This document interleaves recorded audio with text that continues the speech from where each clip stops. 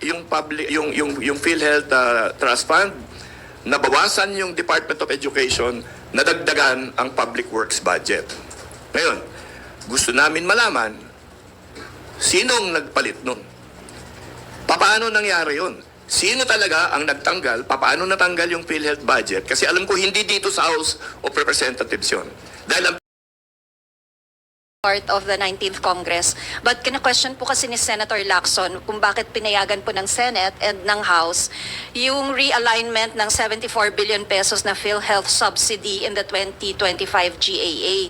Ang sabi po ni Senator, that is illegal kasi yung GAA in effect amended a special law which was the syntax law. As Deputy Speaker po, ano po kaya yung gagawin ng House leadership ngayon para mabantayan yung mga ganitong realignments po? Okay, I agree 100% with Senator Lacson sa sinabi niya. Talagang mali yung nangyaring yun. Ang akin lang talaga, siguro dahil dito, nandiyan na tayo sa budget season din, kahit na 2025 budget yan, kami sa partido namin, nagkasundo kami na hindi namin uumpisahan ang pagsuri ng 26 budget hanggat hindi namin naliliwanagan, hindi kami naliliwanagan sa lahat ng misteryong nangyari sa 2025 budget. Ito ang hindi naaalala ng tao.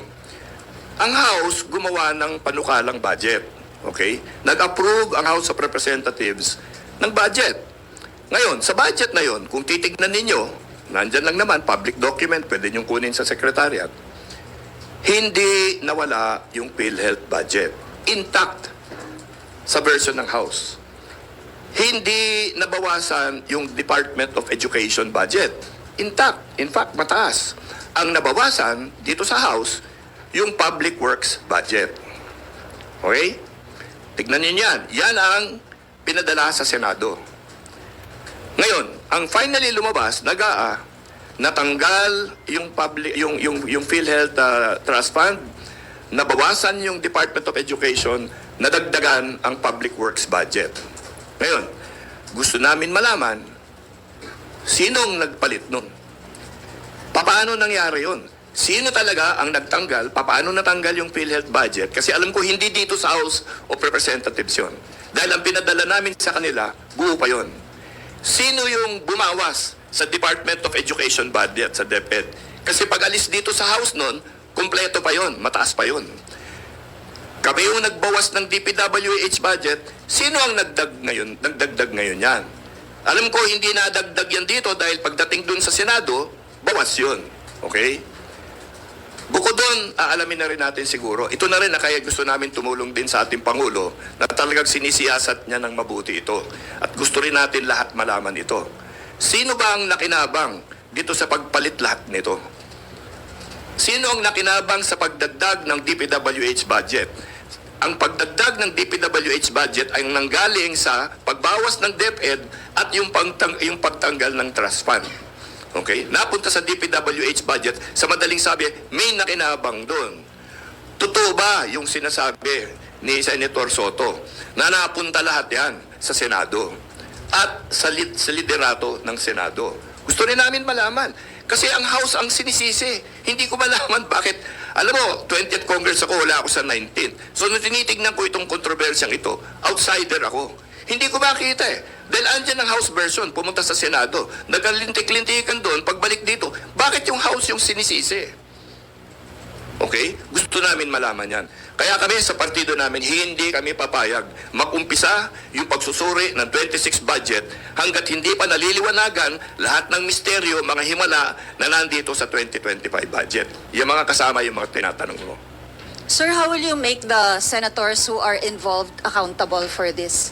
How? How? May pwede bang ikaso sa kanila? Or may pinag-uusapan na po ba yung partido nyo na pwedeng action? Ang partido namin, gusto lang namin maintindihan at maliwanagan sa anong nangyari. Hindi naman kami korte, hindi kami branch ng ombudsman, di ba? Ano lang kami, House of Representatives, representatives of our district, and our districts want to know what happened here. Yun lang naman. Now, I'm sure the Senate has its own processes on how they will discipline their own members if their members need to be disciplined. Beyond that, you know, there are the normal judicial procedures that can be entered into whenever there is wrongdoing. Pero sa amin ngayon, ang amin lang gusto mangyari is maintindihan natin lahat. Paano nangyari lahat yan. Thank you, sir. Thank you. Thank you, Tina. Agatha Gregorio from ABS-CBN2 is now recognized. Hello po, sir. Regarding Concon naman po, have you gotten the sentiment of other... Dapat, katanggap-tanggap sa lahat. Alam niyo yung CONCON, dalawang steps yan eh. Unang-una, kailangan magkaroon ng joint resolution calling for a constitutional convention. Yung joint resolution na yan, kailangan yan is 2/3 vote. So, 2/3 vote dito sa House of Representatives at 2/3 vote sa Senado. Hindi ipagsasama yan, separate voting. Pag natapos na yan, magkakaroon tayo ng batas. Magkakaroon ng bill implementing law para sa Constitutional Convention. Anong ilalagay doon? Ilalagay doon kung ilan ang miyembro ng Constitutional Convention, saan sila kukunin, mga distrito ba yan, mga appointed ba yan, ganon. Ano yung mga magiging order of business ng Constitutional Convention? Di ba ilalagay mo ngayon doon? Sino ang gagawa ng order of business? Paano i-desisyonan lahat ito mga to? Rules of the House, in other words. Gagawa rin nun. So maraming pamamaraan sa tingin ko pagdating natin dun sa paglaad ng batas sa pagtatag ng Constitutional Convention na maaring lagyan ng safeguard para hindi magnervyos yung mga senador na ma-abolish sila or mag-nervyos yung gusto magpresidente na magpe-perpetuate in office yung mga ibang nandyan na sa pwesto. Para mawala na yon kasi sila naman siguro gusto lang naman nila matuloy yung kanilang pagsaserbisyo at paglingkod sa ating mga kababayan. Which is okay naman yon. That's a fair motivation to have. Pero kami dito na naglalapit nitong Constitutional Convention, ang iniisip ko, basta ang sa amin, dapat magkaroon ng Constitutional Convention. Ang gusto lang namin ayusin dito, yung mga vagueness, ambiguities, at yung mga hinakalimutan na banggitin dito sa ating saligang batas. Yung mga bagay na pagpapapalit ng form of government, etc. Wala kaming planong ganyan at wala kami iniisip na ganyan. I'm sure maraming magkakaisip ng ganyan.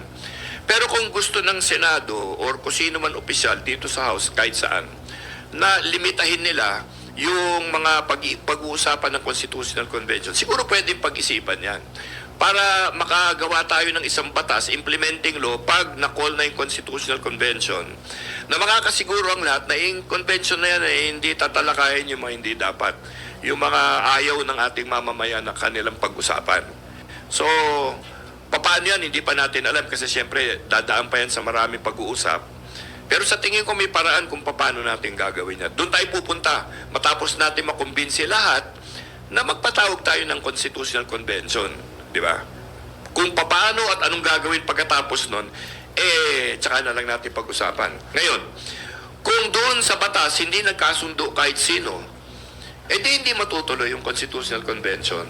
So para sa akin, unahin natin ito, gumawa muna tayo ng joint resolution to call for a constitutional convention.